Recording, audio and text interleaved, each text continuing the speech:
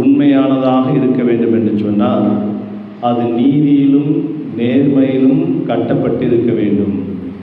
அதேபோல் நீதி உண்மையான நீதியாக இருக்க வேண்டும் என்றால் அது அன்பில் கட்டப்பட்டதாக இருக்க வேண்டும். இயேசுவில் பிரியமானவர்களே, என்னுடைய முதல் வாசகத்திலிருந்து ஒரு சிறிய சிந்தனையை பகிர்ந்து கொள்ள ஆசைப்படுகின்றேன். யோவான் எழுதிய திருமுகம், முதல் திருமுகத்திலிருந்து 3ஆம் அத்தியாயத்திலிருந்து நாம் வாசித்தோம்.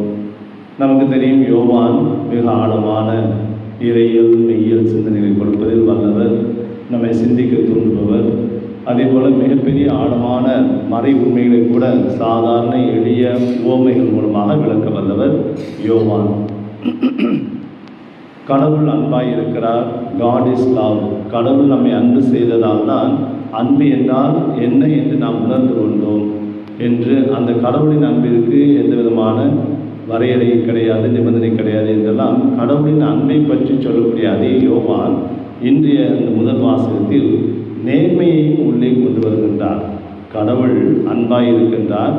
அன்பு செய்ய தெரிந்தவர்கள்தான் கடவுளின் மக்கள் என்று சொல்வதை விட சொல்வதோடு நிறுத்தி கொள்ளாமல், அன்பு செய்கிறவர் கடவுளின் மக்கள், அவர்கள் நேர்மையாளர்களாக இருக்க வேண்டும் என்று சொல்லுகின்றார். இந்த நேர்மை என்பது என்ன? ஆங்கிலத்தில் ஆனஸ்டி என்று சொல்வோம். இந்த ஆனஸ்டி ஒரு தனிப்பட்ட நபரை பொறுத்தது. அவருடைய சொல், செயல், சிந்தனையில் அந்த உண்மைத்தன்மை, அதை தான் நேர்மைத்தன்மை என்கின்றோம். இந்த நேர்மைத்தன்மையிலிருந்து ஒரு சமுதாய கட்டமைப்பில் அது நீதியாக மாறுகிறது. நீதி என்பது எல்லா மக்களுக்கும் எல்லாம் கிடைக்க வேண்டும், எல்லா மக்களையும் சமமாக பயன்படுத்த அவரை நடத்த வேண்டும், எல்லா மக்களுக்கும் சம உரிமை உண்டு, மாண்பு உண்டு என்று பார்ப்பது நீதி. இந்த ஆனஸ்டி, நேர்மைத்தன்மையும் நீதியும் ஒரு நாணயத்தின் 2 பக்கங்கள் போல என்று சொல்லலாம். ட்வின் வேர்ச்சஸ் என்று சொல்வார்கள். ஒட்டி பிறந்த இரட்டையர்கள் என்று, இரட்டையர்களான புண்ணியங்கள் என்று. ஆக இந்த ஆனஸ்டி அண்ட் ஜஸ்டிஸ், இது ரெண்டும் ஒன்றோடு ஒன்று சார்ந்தது. இந்த ஆனஸ்டி ஜஸ்டிஸும் அன்பில் இருக்க வேண்டும். இதை தவிர்த்த ஒரு அன்பு வெறும் அன்பாகத்தான் இருக்க முடியும். ஒரு சொல்லுவாங்க, நான் பெரிய கடை வச்சுருக்கேன், நிறைய பிஸ்னஸ்ஸு, ஆனால் வருமானம் தான் இல்லை. கடை பெருசாக இருந்து, பிஸ்னஸ் பெருசாக இருந்து, வருமானம் இல்லைன்னா அதுக்கு என்ன அர்த்தம்? அதில் அர்த்தம் இல்லை. அதேபோல் நிறைய விஷயங்கள் நம்ம சொல்லலாம். என்ன இருக்க வேண்டுமோ அது இல்லை என்று சொன்னால் அதில் அர்த்தமில்லை. அதேபோல் அன்பு என்றால் அங்கே குறைந்தபட்சம் நீதி இருக்க வேண்டும். The minimum requirement of justice, love is justice. அன்பின் குறைந்தபட்ச எதிர்பார்ப்பு நீதி, இந்த நேர்மை. இது இல்லாத ஒரு அன்பு ஒரு வெறும் அன்பாகத்தான் இருக்க முடியும். ஒருவேளை பெற்றோர்கள் தங்களுடைய பிள்ளைகளை அன்பு செய்ய என்று சொல்கிறார்கள், அல்லது பிள்ளைகள் பெற்றோர்களை அன்பு செய்ய என்று சொல்கிறார்கள். ஆனால் இவர்களும் பெற்றோர்களுக்கான கடமையை செய்ய தவறும்போது, அல்லது பிள்ளைகளுக்கான கடமையை செய்ய தவறும்போது அவர்கள் கொண்டிருக்கின்ற அந்த அன்பில் அர்த்தமே கிடையாது.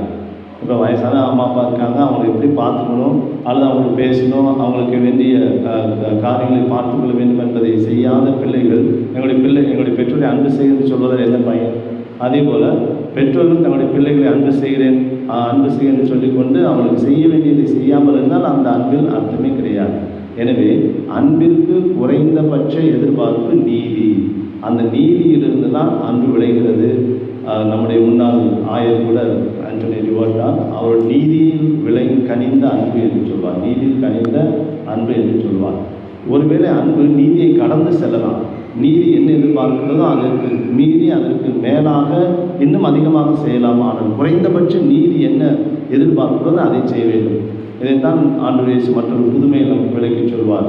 காலையில் 9 மணிக்கு வந்தவருக்கு ஒரே கூலி, சாயந்தரம் 3 மணிக்கு வந்தவருக்கும் வேலை செஞ்சவருக்கும் ஒரே கூலி, 8 மணி நேரம் வேலை செஞ்ச ஒரே கூலி, மாலையில் வந்தவருக்கும் ஒரே கூலி. அதை பார்க்கும்போது நமக்கு அநீதி போல் தெரியும். அதே போல் தான் இறுதியில் வந்தவர்கள், காலையில் வந்தவர்கள் இறுதியில் வந்தவர்களுக்கும் அதே கூலி என்று சொல்லி அவர்கள் சண்டையிடும்போது அவர் சொல்லுகின்றார், உனக்கு நான் என்ன ஒத்துக்கொண்டேன் அந்த கூலியை நீ பெற்றுக்கொண்டு செல், அது நீதி. ஆனால் இறுதியில் வந்த அந்த 1 மணி நேரம் வேலை செய்தவருக்கும் அதே சம்பளத்தை கொடுப்பது அது நீதியை கடந்த அன்பு. எனவே அன்பு என்பது நீதியை கடந்து செல்லலாம், ஆனால் நீதியை மறுக்கக்கூடாது. Genuine love can go beyond justice, but you cannot deny justice. இந்த நீதியும் நேர்மைத்தன்மையும் கலந்த அன்பு தான் உண்மையான அன்பாக இருக்க முடியும். எனவே தான் இன்றைய முதல் வாசகத்தில் யோவான் நமக்கு அருமையாக எடுத்துச் சொல்கின்றார். கடவுளின் அன்பை பற்றி மட்டுமே சிந்தித்துக் கொண்டிருக்கின்ற நாம் அந்த கடவுளின் அன்பில் ஒரு நீதியும் வெளியோடுகிறது, நீதியும் இருக்கிறது என்று நாம் உணர வேண்டும். கடவுள் அன்பினால், இரக்கத்தினால், பெருந்தன்மையினால், தாராள உள்ளத்தினால் நம்மை மன்னித்து ஏற்றுக்கொள்வார். ஆனால் அதே சமயம் அந்த கடவுள் நம்மிடம் நீதியையும் எதிர்பார்க்கின்றார், நேர்மைத்தன்மையும் எதிர்பார்க்கின்றார். இல்லை என்று சொன்னால் அவருடைய அன்பு முழுமையற்ற அல்லது ஒரு குறைவான ஒரு அன்பாக மாறிவிடும். எனவே தான் கடவுள் ஒருவரை நாம் அடித்து துன்புறுத்தும் போது அல்லது எய்த்து பிழைக்கும் போது அதை பார்த்து மகிழ மாட்டார். அந்த கடவுள் ஒரு தாய் தகப்பனுக்கு 2 பிள்ளைகள் இருக்கின்றார்கள் என்று வைத்துக்கொள்வோம். முதல் மகனை அன்பு செய்கிறார்கள், 2வது மகனை அன்பு செய்கிறார்கள். ஆனால் முதல் மகன் 2வது மகனை அடித்து துன்புறுத்தி அநீதியாக நடக்கும்போது அதை பார்த்து அந்த பெற்றோர்கள் சகித்து கொள்ள மாட்டார்கள். நான் அன்பு செய்கிறேன், எனவே என்னுடைய கண்களை மூடிக்கொடு என்று சொல்லக்கூடாது, சொல்ல முடியாது. அப்படி என்றால் அது உண்மையான அன்பாக இருக்க முடியாது. எனவே கடவுள் அன்பானவர், அந்த கடவுளின் நீதியும் இருக்கிறது. அந்த நீதியின்படி அவர் என்ன எதிர்பார்க்கிறாரோ நம்மிடம் அதன்படி நாம் நடக்க வேண்டும் என்பது புறப்படுகிறது. எனவே அன்பு உண்மையான அன்பாக இருக்க வேண்டும் என்று சொன்னால் அது நீதியிலும் நேர்மையிலும் அது கட்டப்பட்டிருக்க வேண்டும்.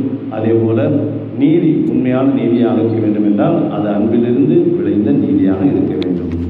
சிந்தித்து பார்ப்போம்.